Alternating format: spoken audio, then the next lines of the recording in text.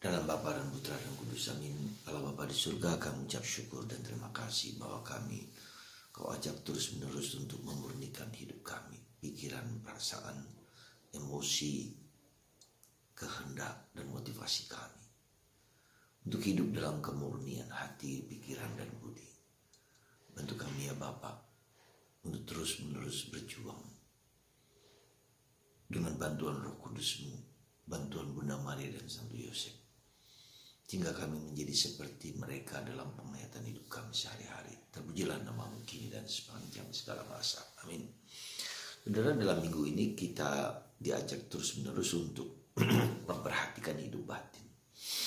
Kecaman Yesus kepada ahli Taurat dan orang Farisi itu mengingatkan kita untuk terus berjuang, untuk terus membentuk diri kita, untuk terus-menerus menyucikan pikiran kita, menyucikan mulut kita, menyucikan hati kita, dan menyucikan kehendak dan motivasi kita.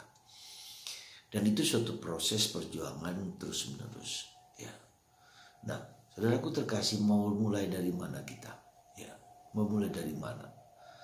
Karena seringkali kita seperti dikatakan Yesus kepada orang Farisi, kita hanya melakukan hal-hal remeh-temeh, hal-hal yang kecil, hal-hal yang eksternal, katakanlah boleh. Meskipun hal eksternal, hal-hal lahiriah itu bukan tidak penting, selalu penting. Tapi kita harus menjadi yakin sekali lagi bahwa yang di luar itu berasal dari yang di dalam. Apa yang di dalam itu memancar keluar. Ya. Dan ini menjadi suatu tantangan, suatu kesadaran dan suatu keyakinan. Ketika kita hanya mencari yang di luar, maka pada waktunya kita akan merasa bahwa tidaklah cukup lagi. Kita merasa bahwa kebahagiaan itu bukan pada sesuatu yang di luar. Kedamaian itu bukan sesuatu yang di luar, tapi sesuatu yang di dalam. Ya, karena yang di luar itu seringkali tidak bisa kita pegang, tidak bisa kita kita rangkul, kita peluk, tidak bisa lagi kita olah sendiri, karena itu akan berubah terus. Ya. Katakanlah panca indera kita, melihat, mendengar, merasa, tasting, feeling. Ya. Nah, itu semua panca indera kita itu terus berubah-ubah. Ya. Tidak stabil, bisa hari ini baik, besok lagi tidak baik, ya, berubah, unstable. Nah, ketika kita perasaan panca indera kita itu terus memikat kita, mempesona kita, maka kita diombang-ambingkan oleh tawaran-tawaran dan godaan-godaan yang demikian berubah-ubah itu. Ya, kita bisa lihat, kita perhatikan ketika kita melihat sesuatu, kita melihat film yang bagus sekali. Yang bagus sekali, dengan lagu-lagu yang bagus sekali, atau kita juga merasa makan, tasting yang enak sekali, tapi itu hanya sementara. Ya, kita bisa melihat katakanlah pemandangan super indah, tapi itu juga sementara. Ya. Nah, ini yang harus kita sadari dengan baik. Kita pergi kemana-mana saja, keindahan tak terkirakan, tapi setelah itu selesai. Nah, saudara, apa yang tidak selesai? Apa yang terpenting? Apa yang sungguh-sungguh memikat hati kita? Di dalam batin kita, adakah makna dari peristiwa panca indera yang kita lihat itu? Apakah itu melekat dalam batinku bahwa ketika aku melihat pemandangan alam yang indah seperti Danau Toba, luar biasa, kita bisa mengagungkan Tuhan seperti pemazmur.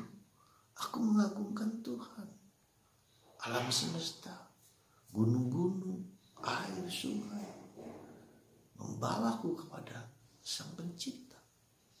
Nah, itu yang harus kita lihat di dalam kenyataan sehari-hari yang kita lihat di luar, yang kita dengarkan itu memanggil kita untuk memuji Sang Pencipta, untuk merasakan keagungan Tuhan, untuk merasakan kebaikan Tuhan. Sehingga hidup itu menjadi suatu kekaguman, so wonderful, wonderness, ya, kagum akan realitas di luar kita, apalagi di dalam batin kita. Karena itu saudaraku terkasih, Yesus hari ini mengajak kita untuk melihat apa yang terpenting dalam diri kita. Apa yang paling penting, apa yang paling esensial, apa yang paling fundamental dalam diri kita. Ya, yang abadi, yang kekal. Yang kekal itu bukan hanya nanti setelah kita mati. Entah kita masuk surga atau masuk neraka. Bukan hanya itu. Yang kekal itu adalah bahwa apa yang kita alami itu melekat di dalam kemanusiaanku. Ya, menguasai pikiranku, menguasai mataku, menguasai mulutku, menguasai hatiku, menguasai kehendakku, menguasai tingkah laku dan motivasi. Ya, jadi saudara, semoga kecaman Yesus kepada orang Farisi dan ahli Taurat itu, terutama kami para imam, terutama kami para pemimpin agama, ya, lebih memperhatikan hidup batin kita, hidup yang membawa kita kepada pemanfaatan, kepada kekaguman, kepada keindahan, kepada Sang Pencipta. Kita hanyalah alat Tuhan yang tidak berarti sama sekali, yang pada akhirnya, pada waktunya akan habis, hilang olehnya. Maka kita juga belajar mengerti dan memahami, ya, bahwa akhirnya puritas cordis, kemurnian hati, kemurnian hidup, kesucian yang harus kita kejar, yang harus kita mohonkan, yang harus kita cari, karena itu abadi. Dan yang abadi itulah yang artinya yang diminta Tuhan, yang menjadi syarat kita untuk masuk ke kedalaman. Tuhan adalah segala-galanya akhirnya. Apakah kita mencari Tuhan? Apakah kita mencari keabadian? Apakah kita mencari sesuatu yang kekal? Jangan terpaku, terpancing kepada hal-hal yang remeh-temeh, yang kecil, sederhana. Tapi kemudian kita membawa kepada kedamaian, kekekalan, ketenangan, kemurnian hati. Carilah kerendahan hati. Kata buah Roh Kudus bab Galatia bab 5:22. Kerendahan hati, kemurnian hati, mengampuni, memaafkan, menyayangi, kasih yang agung. Semoga Anda dan saya digerakkan oleh Roh Allah, dan Roh Allah itulah yang membawa kita kepada Roh Kudus, kepada kebaikan, kepada cinta kasih, kepada kemuliaan, kepada keluhuran, kepada kesucian. Dan itu harus meresap dari kepala saya, mata saya, pikiran saya, hidung saya, mulut saya, kehendak saya. Semoga Anda dan saya dan kita semua mohon rahmat untuk bisa melihat apa yang terpenting.